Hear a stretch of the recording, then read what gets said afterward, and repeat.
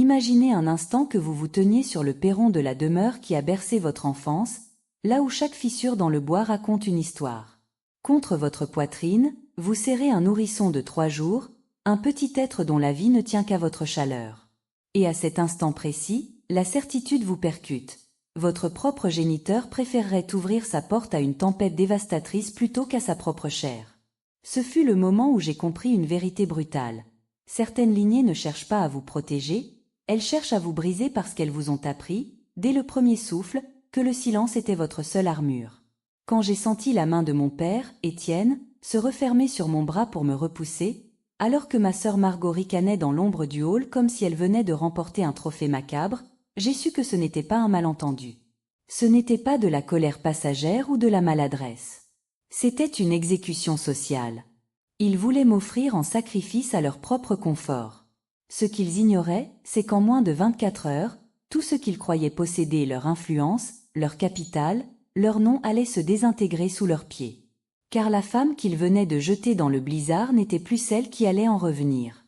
La nuit du désastre avait commencé dans un calme trompeur.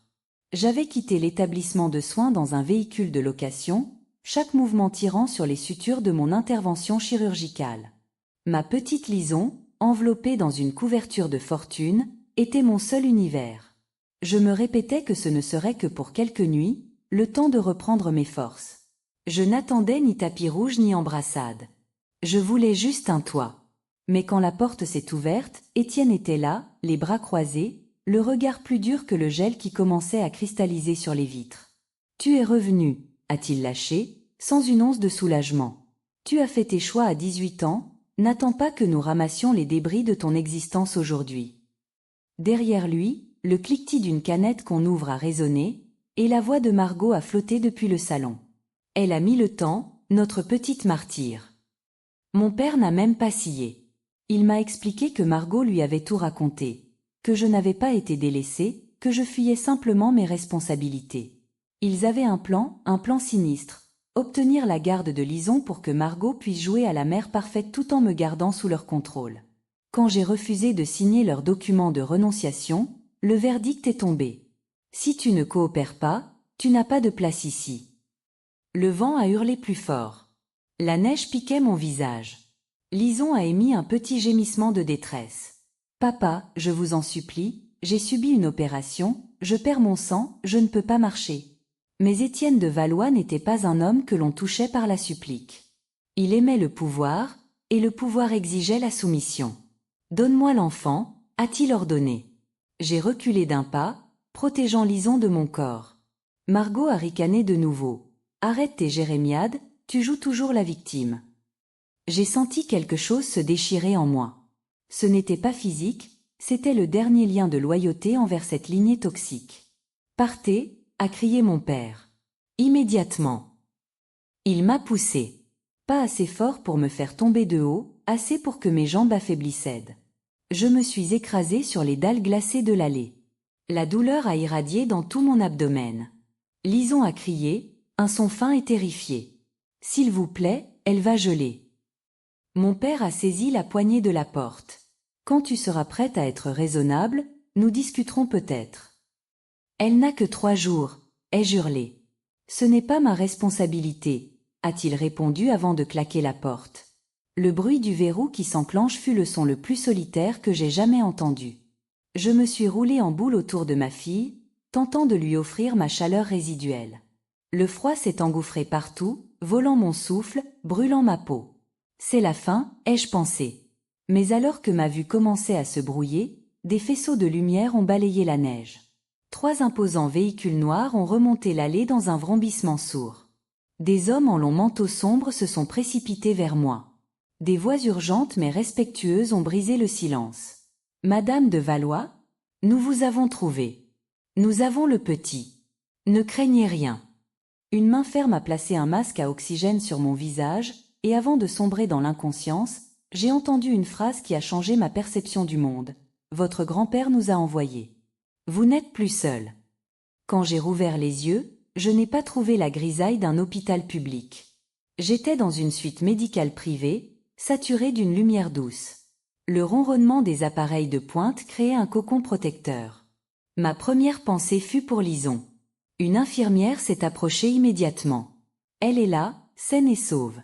Elle se repose dans l'unité thermique. Le soulagement a été si violent que j'ai cru que mon cœur allait s'arrêter. C'est alors que la porte s'est ouverte pour laisser entrer un homme d'une élégance intemporelle. Maître Lefebvre, l'avocat personnel de mon grand-père, Henri de Valois. Vous avez été victime d'une infamie, a-t-il déclaré d'une voix calme. Votre grand-père a passé des décennies à vous chercher après que votre mère a rompu les ponts. Il a fait insérer une puce de localisation dans le bracelet qu'elle vous a légué. Quand le signal a indiqué que vous étiez exposé à des températures létales, nous avons déclenché l'extraction d'urgence. J'ai appris alors l'inimaginable. J'étais l'unique héritière d'un empire financier de 3,5 milliards d'euros. Mon père, Étienne, savait qu'une fortune existait du côté maternel, mais il ignorait son ampleur, le fait qu'il en était totalement exclu par le testament d'Henri. C'est pour cela qu'il voulait mon enfant, il pensait que Lison était sa seule clé vers ce capital. Henri de Valois s'était éteint quelques heures avant que ces hommes ne me trouvent, il avait tout prévu. Il m'avait laissé un message, une vidéo enregistrée sur son lit de douleur. J'ai vu ce vieil homme, puissant, fatigué, me dire qu'il était fier de moi, même sans m'avoir connu, car il savait que j'avais survécu à l'ombre d'Étienne. La richesse n'est qu'un levier, Hélène. Ce qui compte, c'est la main qui le tient. Apprends à diriger, apprends à protéger, ne laisse plus jamais personne te définir par ta vulnérabilité. Mon initiation au monde des affaires fut brutale, nécessaire. Sous la direction de Maître Lefebvre, j'ai appris à décoder les bilans, à comprendre les mécanismes de pouvoir du consortium de Valois. J'ai découvert que mon père était au bord de la faillite personnelle, ses investissements immobiliers s'étant effondrés. Il était aux abois. C'est alors qu'il a tenté l'ultime manœuvre, demander une audience à l'héritière mystérieuse dont toute la presse parlait, espérant obtenir un prêt pour sauver son entreprise moribonde. Il ne savait pas que l'héritière qu'il convoitait était la fille qu'il avait laissée pour morte dans la neige. J'ai organisé la rencontre dans la salle du conseil de la Tour Valois. Je me tenais derrière une vitre sans tain, observant Étienne, Margot entrer. Ils avaient l'air minuscules dans ce temple de verre et d'acier. Mon père a commencé à plaider sa cause devant Maître Lefebvre, utilisant des mots comme loyauté familiale, besoin de soutien. Margot a même osé dire que leur famille était unie, qu'ils avaient hâte de retrouver leur sœur disparue. J'ai senti une nausée monter en moi devant tant d'hypocrisie. C'est alors que je suis entrée dans la pièce. Le silence qui a suivi mon apparition a été plus éloquent que n'importe quel discours. Le visage d'Étienne est passé du rouge au gris cendré. Ses mains se sont mises à trembler sur la table en acajou. « Hélène » a-t-il murmuré, la voix brisée. Je ne lui ai pas laissé le temps de se reprendre. « Vous n'êtes pas ici pour parler d'affaires, Étienne. Vous êtes ici pour rendre des comptes. » J'ai fait projeter les images de la caméra de surveillance de la nuit de la tempête. Leurs rires, leurs ordres froids, le bruit du verrou. Margot a tenté de balbutier une excuse, je l'ai coupée d'un geste impérieux. « Vous avez fait un choix cette nuit-là, » ai-je déclaré avec une froideur que j'avais apprise de mon grand-père. « Vous avez choisi de m'effacer.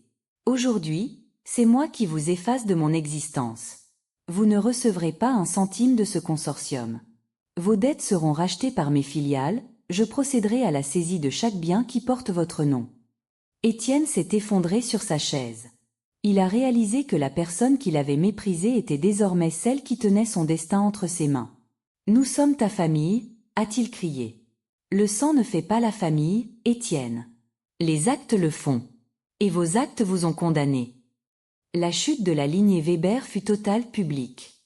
Leur demeure fut saisie, transformée par mes soins en un centre d'accueil pour femmes, enfants en situation de détresse familiale. C'était ma façon de purifier ce lieu de ses anciens démons.